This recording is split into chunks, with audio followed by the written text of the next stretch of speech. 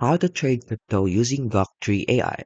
So to trade crypto using Grok on Google, you'll need to utilize its AI capabilities for the market analysis and then connect those insights to a trading platform. So first, you need to access Grok. So it's accessible through the X Premium and the Premium subscriptions and subscribers on the X platform, or also known as Twitter. And you can interact with Grok directly within the app or the website. Then you need to analyze the market.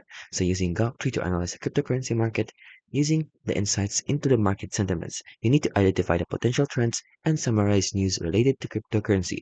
Like for example, you might ask Grok about the market sentiment towards Bitcoin or a specific altcoin, or ask it to summarize the latest news about a particular project. And you need to consider using Grok's reasoning capabilities to analyze the potential impact of news or events on specific cryptocurrencies. Then what you need to do next is choose a trading platform.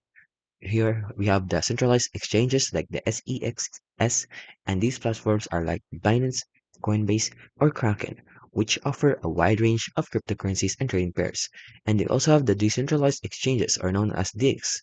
So these platforms, like Uniswap or PancakeSwap, allow you to trade directly from your wallet without the need for a central intermediary.